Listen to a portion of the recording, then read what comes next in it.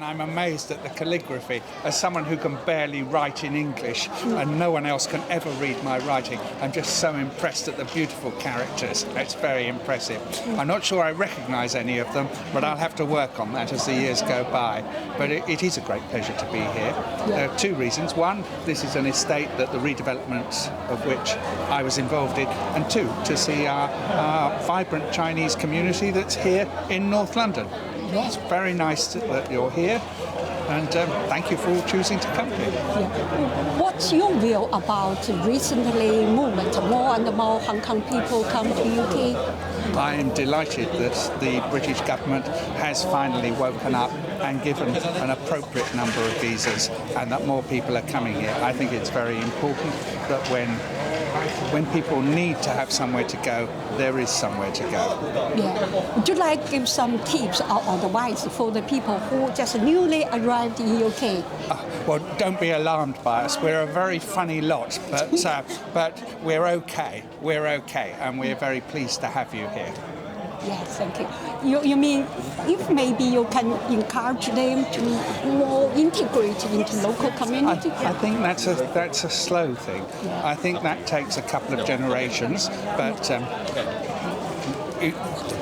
we have a very large Chinese community in Barnet, but it's almost invisible because it is so well integrated, and I think that's very important.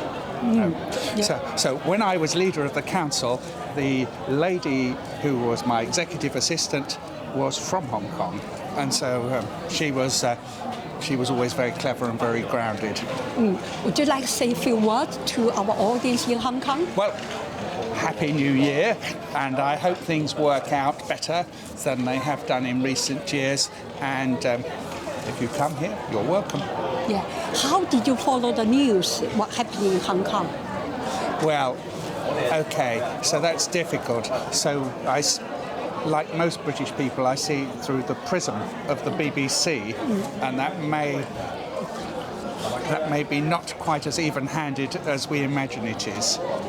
It's very important to have news from a diverse range of sources, but my Mandarin and Cantonese skills aren't up to reading the paper, I'm afraid. So you mean the first kind of to know what happened is come to this kind of event, talk to people? It's very important to talk to people because when you're in a supermarket and you're talking to people, you see them as equals, whereas perhaps on the news media it looks many thousands of miles away, but actually it's something that we all have to worry about.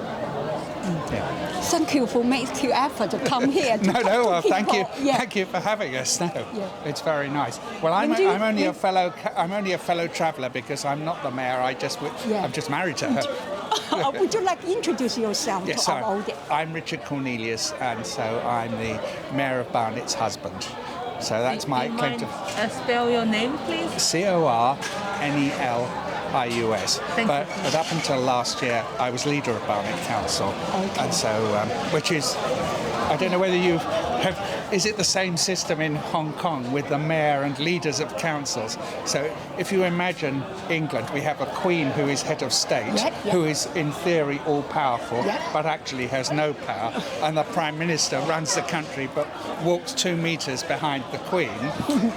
That's the same system with local councils, that the mayor cuts the ribbons, opens the fates, and chairs our council meetings, but only for a year, and the leader of the council is like the Prime Minister of Barnet, if you like. Anyway. Thank you. No, thank you. Okay, thank you. Enjoy the rest of the event. We will. Thank you. We will.